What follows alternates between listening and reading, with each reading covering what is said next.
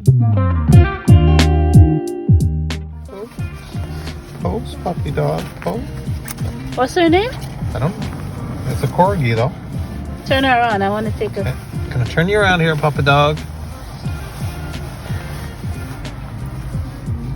Oh, look at that face. Who wouldn't love that kind of face? So adorable. Hello everyone, welcome to my channel. This is Lifestyle Gardener. Today I'm going to make corn jelly. I will show you some of the process of doing that. In the largest pot that I had, I boiled 13 corn cob with water, and I make sure I fill the water above the corn cob, and I boil it for 1 hour. Then I turn off the stove and let it cool for a little bit. Then I strain the water. Then I measured about 6 cups of water and put it in a different pot. Next time I make this corn jelly, I will strain it again a second time using a fabric over the metal strainer. I heard that if your pectin is expired, it won't make good jelly or jam. So I had 2 packages of pectin, 2 different dates that they're expired. So I wanted to see that for myself. So that's what I did, making this corn jelly. I opened the 2 packages of pectin and I put it in the pot. When I opened the packages, I wanted to see what it would smell like. So after I open it, I smell it. It smells like pectin to me. And one of the pectin was a little bit discolored in colored, but I still put it in the pan to see what would happen because I'm experimenting. So after I did that, I stir it and then I turn on the stove.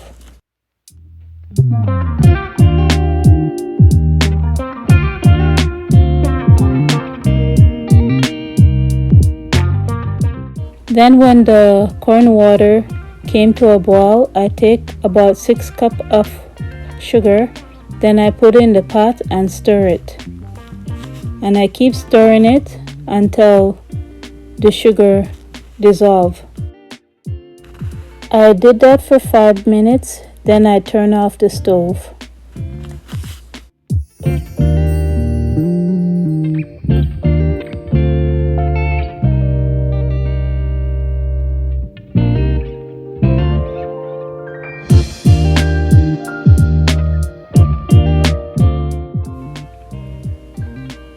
I'm letting you guys see what the water will look like when it's ready. You see how the jelly is coming off very slowly off the spoon. That's when you know it's ready. The expired jelly works for me, so I don't know what they're talking about. So after I wash and sterilize the bottles, I decided to start filling up the jelly with it. I am using 1/2 pint bottles. Make sure you have a funnel and a soup spoon like this because it make it more easier to fill up your bottles with it like this.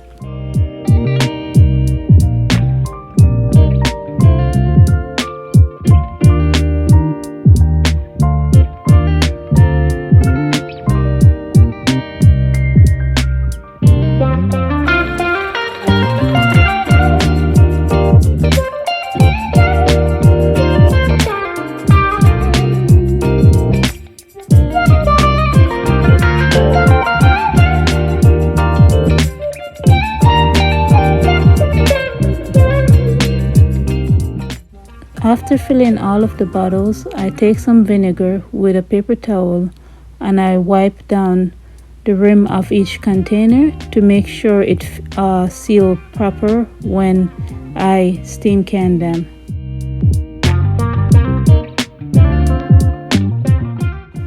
Then I get the sterilized lids and I put it on each bottles.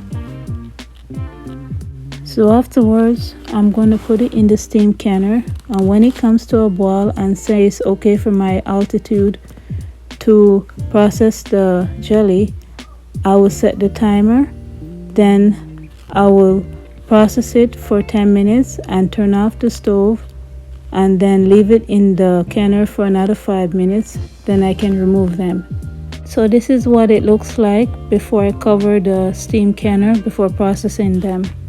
I had a little sample of it. They taste wonderful, but it didn't came out as clear as I wanted to because I did only strain it once. So you need to strain it at least 2 times. You guys have to try this corn jelly.